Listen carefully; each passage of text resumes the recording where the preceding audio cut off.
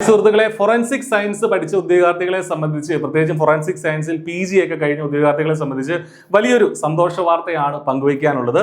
Scientific officer പോസ്റ്റുകളിലേക്ക്, അതായത് കേരള പോലീസിന് കീഴിലുള്ള സയന്റിഫിക് ലബോറട്ടറികളിലേക്ക് PSC വിളിക്കാറുള്ള സയന്റിഫിക് ഓഫീസർ തസ്തികകളിലേക്ക് ഫോറൻസിക് സയൻസ് പഠിച്ച ഉദ്യോഗാർത്ഥികൾക്കും ഇനി മുതൽ അപ്ലൈ ചെയ്യാം. അതായത് കഴിഞ്ഞ തവണ വരെയുള്ള നോട്ടിഫിക്കേഷനുകളുടെ കാര്യത്തിൽ വലിയൊരു അനീതി തന്നെയായിരുന്നു ഫോറൻസിക് സയൻസുകാരോട് ചെയ്തുകൊണ്ടിരുന്നത്. കാരണം അവർ ഫോറൻസിക് സയൻസ് പഠിച്ചിട്ടും അവർക്ക് അതിന് അപ്ലൈ ചെയ്യാൻ പറ്റുന്നുണ്ടായിരുന്നില്ല. സയന്റിഫിക് ഓഫീസർ പോസ്റ്റ് എവിടേക്കാണ് നിയമനം വരുന്നതെന്ന് ചോദിച്ചാൽ ഫോറൻസിക് സയന്റിഫിക് ലബോറട്ടറികളിലേക്കാണ് നിയമനം വരുന്നത്. പക്ഷേ ഫോറൻസിക് സയൻസ് പഠിച്ചവർക്ക് അപ്ലൈ ചെയ്യാനുള്ള ഓപ്ഷൻ ഉണ്ടായിരുന്നില്ല. പക്ഷേ അത് മാറ്റിയിരിക്കുകയാണ്. അതായത് ഈ ഫോറൻസിക് സയന്റിഫിക് ഓഫീസർ തസ്തികയിലേക്കുള്ള യോഗ്യതയിൽ അതിന്റെ സ്പെഷ്യൽ റൂളിൽ മാറ്റം വരുത്തി ഗസറ്റിൽ വിജ്ഞാപനം വന്നിട്ടുണ്ട്. അപ്പോൾ അതനുസരിച്ച് എല്ലാ സയന്റിഫിക് ഓഫീസർ പോസ്റ്റുകളിലേക്ക്, ഇപ്പോൾ സയന്റിഫിക് ഓഫീസർ ഫിസിക്സിന്റെ ഡയറക്ട് റിക്രൂട്ട്മെന്റ് എസെൻഷ്യൽ ക്വാളിഫിക്കേഷൻ ഇവിടെ ഗസറ്റിൽ പറഞ്ഞിട്ടുണ്ട്. പോസ്റ്റ് ഗ്രാജുവേറ്റ് ഡിഗ്രി ഇൻ ഫിസിക്സിൽ അല്ലെങ്കിൽ ഫോറൻസിക് സയൻസിൽ. അതായത് നിങ്ങൾക്ക് ഫിസിക്സിലോ ഫോറൻസിക് സയൻസിലോ PG ഉണ്ടെങ്കിൽ എന്തിന് അപ്ലൈ ചെയ്യാം?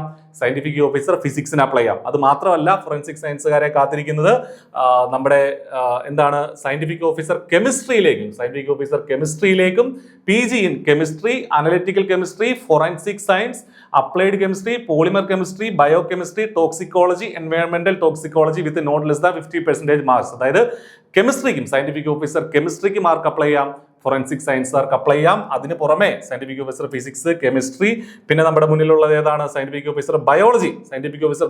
ശ്രദ്ധിക്കുക, അതിന്റെ ക്വാളിഫിക്കേഷൻ എന്താണ്? PG in botany, zoology, biotechnology, microbiology, physical anthropology, human biology, genetics, molecular biology, life science, forensic science. ഇവിടെയും ഫോറൻസിക് സയൻസ് വരുന്നുണ്ട്.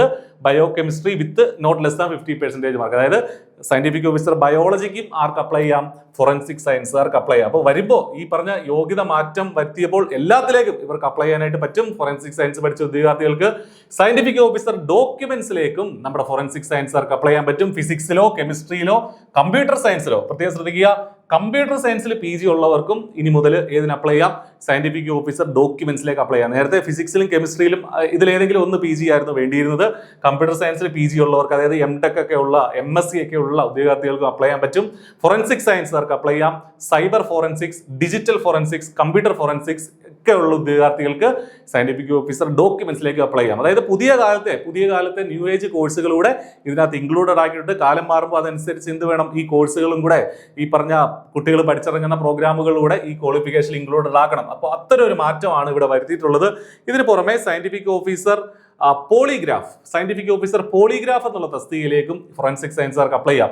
അതായത് PG in psychology, criminology, forensic science, ഇത് മൂന്നിൽ ഏതെങ്കിലും ഒന്നിൽ PG ഉണ്ടെങ്കിൽ നിങ്ങൾക്ക് പോളിഗ്രാഫ് സയന്റിഫിക് ഓഫീസർ തസ്തികയിലേക്ക് അപ്ലൈ ചെയ്യാം. അപ്പം ഈ 5 തസ്തികകളിലേക്ക് ഏതൊക്കെയാണ്? Physics, chemistry, biology, documents, polygraph, 5 തസ്തികകളിലേക്ക് ഫോറൻസിക് സയൻസ് പഠിച്ച ഉദ്യോഗാർത്ഥികൾക്ക് അപ്ലൈ ചെയ്യാം. അപ്പോൾ അവരുടെ നോട്ടിഫിക്കേഷൻ അല്ലെങ്കിൽ യോഗ്യത മാറ്റിയപ്പോൾ ഒരുപാട് തസ്തികകളിലേക്ക് അവർക്ക് ഓപ്ഷൻ വന്നിട്ടുണ്ട്. അപ്പോൾ സ്വാഭാവികമായിട്ടും ഇതിന്റെ സിലബസിൽ ഫോറൻസിക് സയൻസ് ടോപ്പിക്കുകളുടെ ഇൻക്ലൂഡ് ചെയ്യാനുള്ള സാധ്യതയുണ്ട്. അപ്പോൾ കഴിഞ്ഞ തവണയൊക്കെ സയന്റിഫിക് ഓഫീസർ ഫിസിക്സുമായി ബന്ധപ്പെട്ട് നമ്മുടെ I+ന്റെ ബാച്ചുകൾ ഉണ്ടായിരുന്നു.